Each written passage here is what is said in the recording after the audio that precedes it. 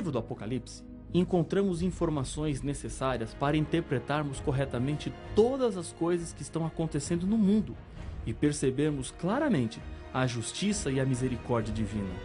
Nesse episódio, você descobrirá como Deus planeja sempre o bem para os seus filhos, mesmo com o fim do mundo às portas. O fim está próximo, mas só para aqueles que não amam a Deus.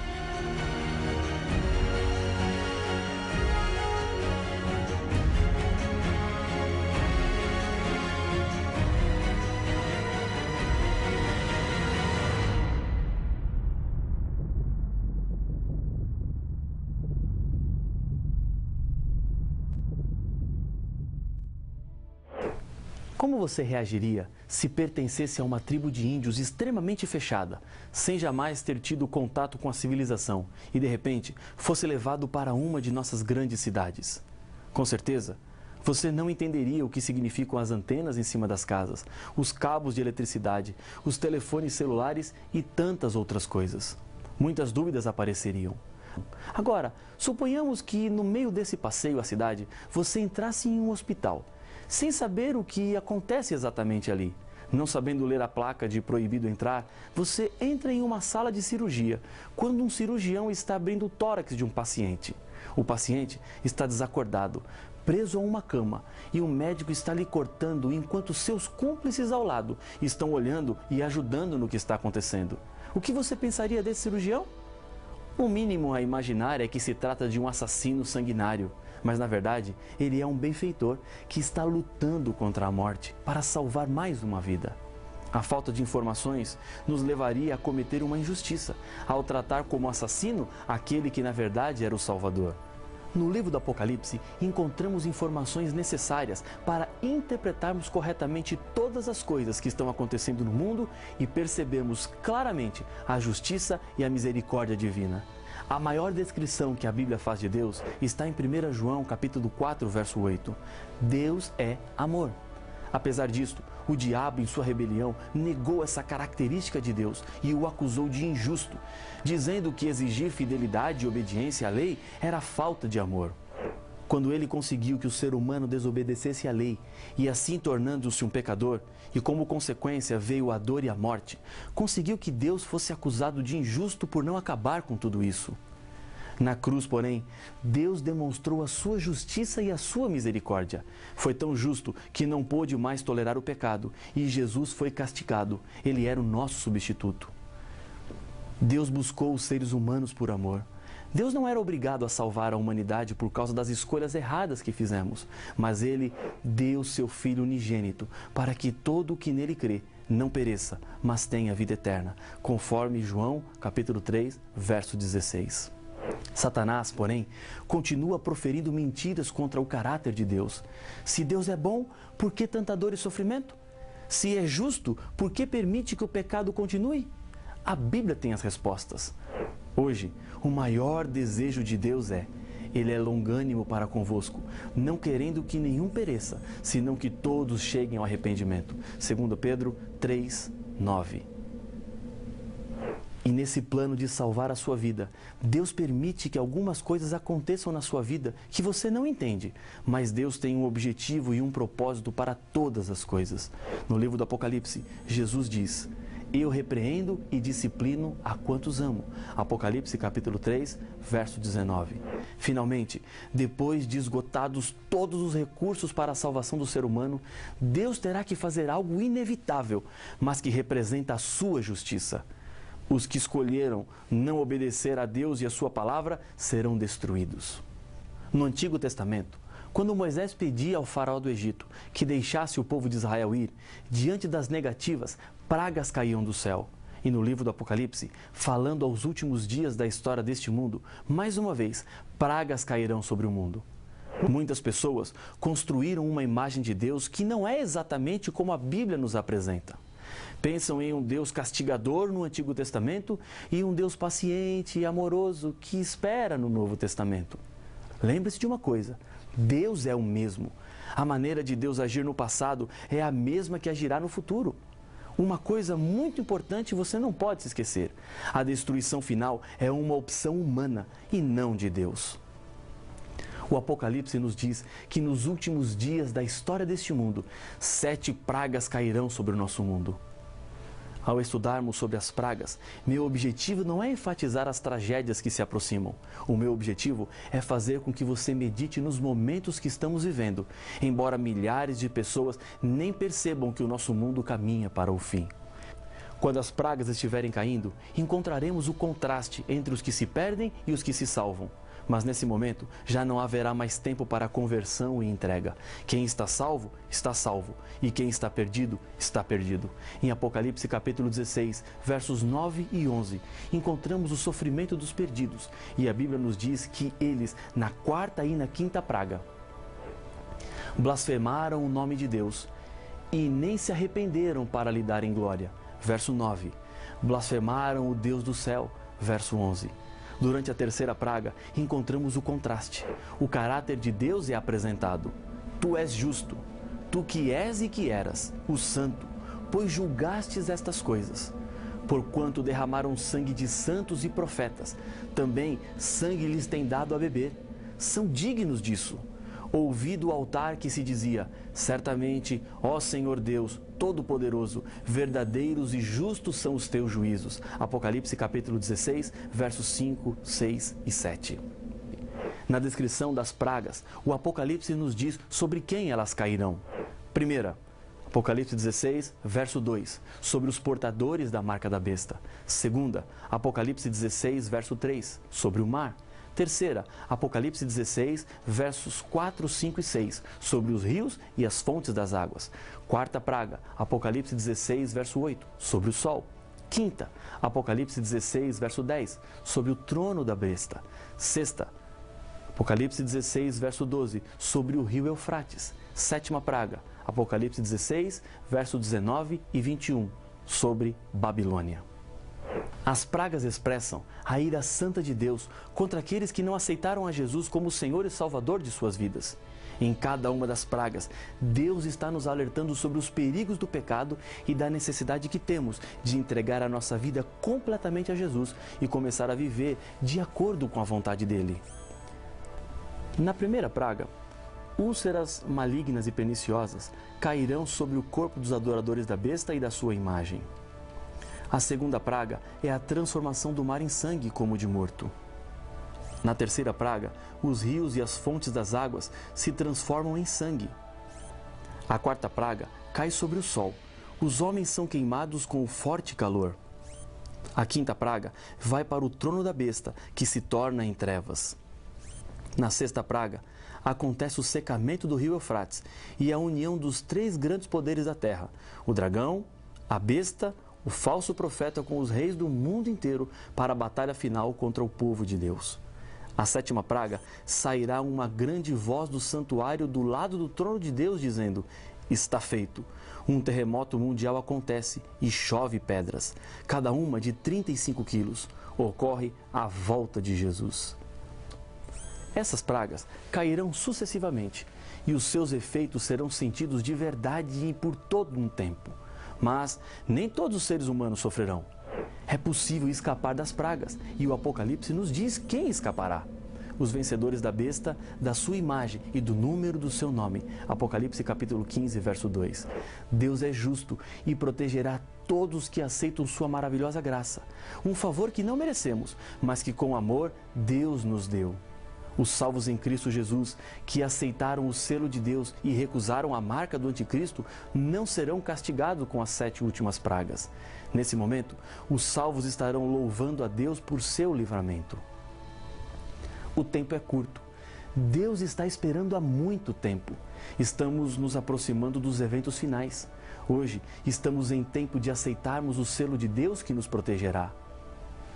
Antes das pragas começarem a cair, Jesus, ao terminar o juízo no santuário celestial, fará um anúncio demonstrando que a porta da salvação se fechará e com isso não haverá mais acesso ao trono de graça. Acompanhe o que está escrito em Apocalipse capítulo 22, versos 11 e 12. Continue o injusto fazendo injustiça. Continue o imundo ainda sendo imundo. O justo continue na prática da justiça, e o santo continue a santificar-se. E eis que venho sem demora, e comigo está o galardão que tenho para retribuir a cada um segundo as suas obras. Os 1000 anos do Apocalipse estão diretamente relacionados a um tempo de libertação e castigo. Gostamos da notícia de libertação e a recompensa que o Senhor nos trará, mas muitos não gostam de ouvir que o Senhor castiga.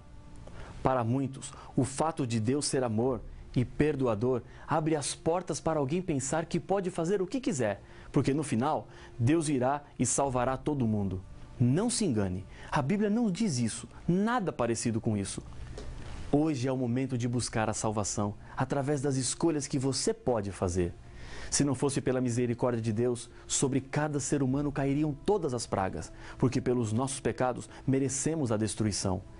Jesus menciona no livro do Apocalipse a expressão lago de fogo 15 vezes, a fim de que compreendêssemos que a condenação é uma parte necessária dentro do plano da salvação, para abolir o pecado e preparar um lugar seguro para os salvos. Como já estudamos, após os 1000 anos em que os salvos estarão no céu, ocorrerá a ressurreição dos que não foram salvos. Com isso, acabará a prisão de Satanás, que reunirá todos para tentar invadir a Nova Jerusalém, que descerá dos céus com todos os salvos. Nesse momento, diz o Apocalipse, desceu, porém, fogo do céu e os consumiu. Apocalipse capítulo 20, verso 9. E por último acontecerá a destruição final do diabo, o pai do pecado. O diabo, o sedutor deles, foi lançado para dentro do lago de fogo e enxofre. Apocalipse capítulo 20, verso 10. Assim como um tumor deve ser eliminado completamente ou ele se multiplicará até causar a morte, o pecado, que é a transgressão da lei, tem que ser erradicado por completo. Se eu insisto em contaminar a minha vida com o pecado, obviamente, serei destruído por ele. Deus não pode permitir que o pecado contamine o novo mundo que ele estabelecerá para os seus filhos. Quando o Apocalipse fala do fogo eterno, não está dizendo que os perdidos de Satanás viverão também eternamente queimando. Deus não está dizendo que alguém, por ter vivido 70 anos no pecado, terá que arder por milhões e milhões de anos. O sentido real é que desse fogo será impossível escapar, porque é um fogo com consequências eternas. A Bíblia nos apresenta alguns antecedentes que nos ajudam a entender bem esse assunto.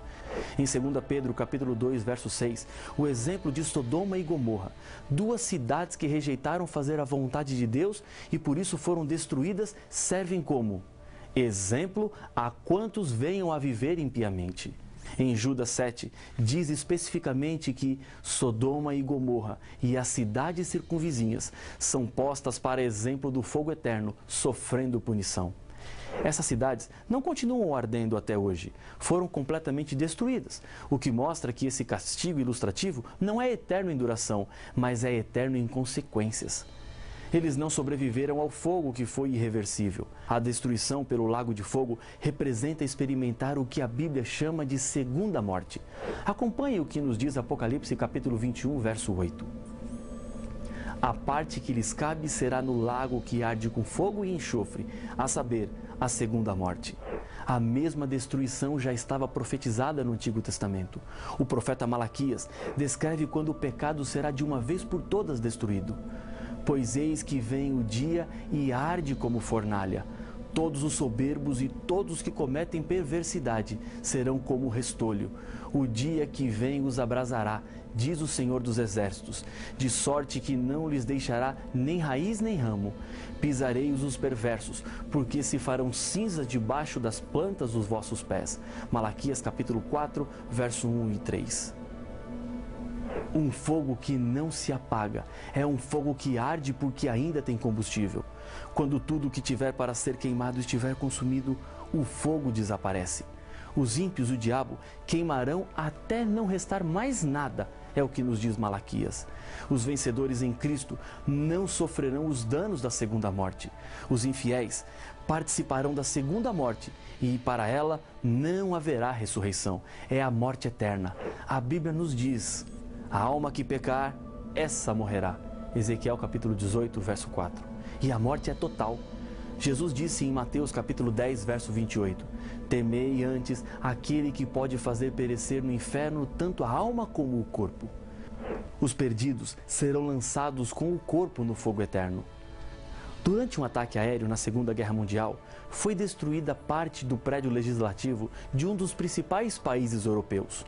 O prédio era um monumento histórico e não se sabia como seria possível reconstruí-lo, pois não havia mais o projeto. Para a surpresa do governo, um homem apareceu com a planta do prédio.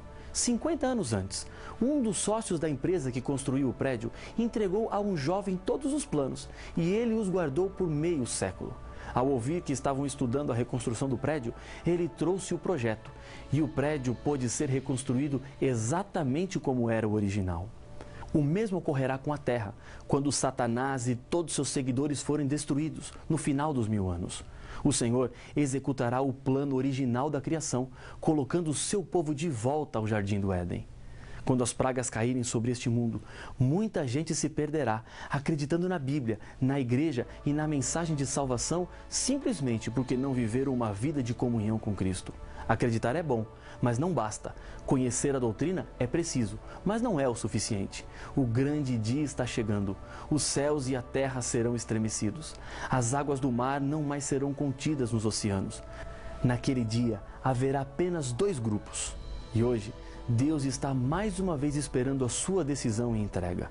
No livro do Apocalipse, há uma descrição maravilhosa sobre a vida dos salvos depois da destruição final do pecado. Diz o texto sagrado: vi novo céu e nova terra, pois o primeiro céu e a primeira terra passaram, e o mar já não existe. Vi também a cidade santa, a nova Jerusalém, que descia do céu da parte de Deus, ataviada como noiva, adornada para o seu esposo. Então ouvi grande voz vinda do trono de Deus, dizendo: eis o tabernáculo de Deus com os homens. Deus habitará com eles. Eles serão povos de Deus, e Deus mesmo estará com eles. E lhes enxugará dos olhos toda lágrima, e a morte já não existirá. Já não haverá luto, nem pranto, nem dor, porque as primeiras coisas passaram. Apocalipse capítulo 21, versos de 1 a 4. Hoje Jesus está lhe convidando para estar com Ele nesta vida eterna e perfeita. Você pode ter vivido a vida inteira longe de Cristo, mas se sente nesse momento o desejo de abrir o coração e crer, saiba de uma coisa: Jesus lhe aceitará. Não há pecado passado que Ele não possa perdoar. Não existe vida que Ele não possa transformar. A Bíblia nos diz: hoje, se ouvirdes a sua voz, não endureçais o vosso coração. Hebreus capítulo 3, verso 15. Deus está te esperando. Falta você, a sua entrega, a sua decisão, porque a proteção do Senhor estará sobre a sua vida. Feche os seus olhos. Eu quero lhe convidar, nesse momento, a orar comigo. Senhor, obrigado pela certeza que temos de que, embora pragas cairão sobre este mundo, o Senhor nos livrará, porque decidimos neste momento viver ao teu lado. Abençoa este teu filho, esta tua filha que ora comigo, em nome de Jesus. Amém.